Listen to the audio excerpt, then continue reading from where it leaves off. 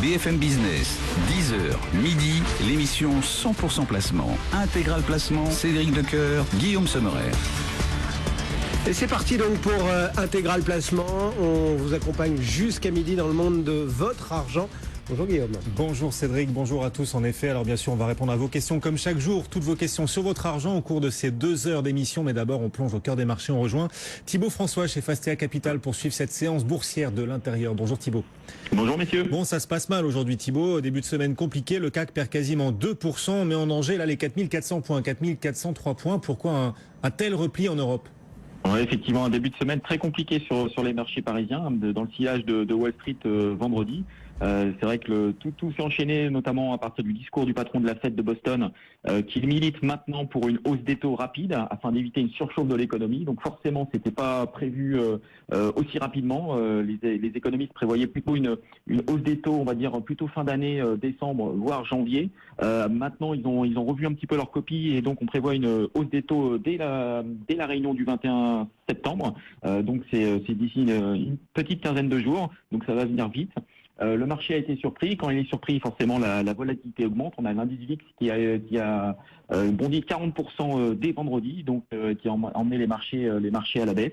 En plus, on n'est pas épargné non plus par, on va dire, ce qui se passe d'un point de vue politique, avec notamment l'état de santé de Madame Clinton qui inquiète et qui donne un petit peu de volatilité sur les marchés financiers. Et en plus, on a eu les essais nucléaires de la Corée du Nord. Tout ça impacte négativement les marchés, donc qui revient effectivement sur les 4400 points. Voilà, contexte géopolitique tendu, donc avec la Corée du Nord qui se dit à nouveau aujourd'hui prête à de nouveaux essais nucléaires. Parallèlement, il y a Hillary Clinton en effet qui souffre d'une pneumonie, qui a fait un malaise spectaculaire hier, ce qui donne du coup un petit peu plus d'arguments à Donald Trump sur l'état de santé de sa rivale démocrate. Bref, les marchés qui reculent en ce moment de 2% à 4403 points. On va suivre cette semaine quelques rendez-vous, et notamment en Europe. Vendredi, le sommet de Bratislava. On verra quelle sera la réponse de l'Union européenne au Brexit. Ce sera le principal enjeu de la semaine. Du côté des valeurs, Thibaut, est-ce que vous avez repéré des actualités palpitantes, en tout cas de nature à faire bouger les valeurs et l'indice aujourd'hui ?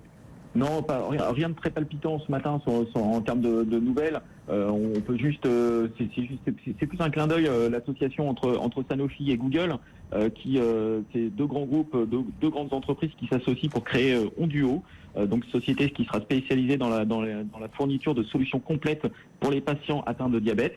Ça a été annoncé il y a presque un an maintenant entre Sanofi et Google.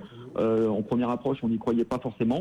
On trouve que maintenant il y a vraiment du sens à cette entreprise. Google apportera notamment son expertise technologique et Sanofi apportera bien sûr son expertise médicale. Mais en tout cas, c'est un joli projet et donc à surveiller dans les prochaines semaines. Sanofi qui malgré tout recule aujourd'hui, Thibaut, avec l'ensemble du marché, pas de miracle. Le Sanofi perd 1,6% à 69,24 €. Parmi les plus forts replis également de ce début de semaine, le secteur automobile, une nouvelle fois avec Peugeot. Peugeot perd plus de 3%. Les banques, BNP Paribas perd 2,7%. Et puis les matières premières aussi qui reculent. Thibaut, ArcelorMittal moins 4%. Total aussi en repli marqué de plus de 2,5%. Ces matières premières, il faut à nouveau s'en méfier après le rebond des derniers mois. Non, pas forcément. Je trouve que la tendance s'améliore nettement sur le secteur des matières premières. On a quand même globalement du mieux déjà d'un point de vue demande, donc ça c'est plutôt intéressant. On a de plus en plus de barrières aussi à l'entrée, notamment avec des taxes d'importation, notamment de l'acier chinois qui sont de plus en plus importantes, que ce soit aux États-Unis mais aussi en provenance d'Europe. Donc ça c'est plutôt intéressant. On a aussi des membres de l'OPEP qui sont beaucoup plus conciliants, qui commencent à discuter entre eux. Ils ont prévu même de se revoir et de reparler quota d'ici le mois de novembre. Donc une tendance générale à l'amélioration, ce qui est plutôt intéressant. Maintenant, effectivement, la hausse des taux va intervenir peut-être plus tôt que prévu.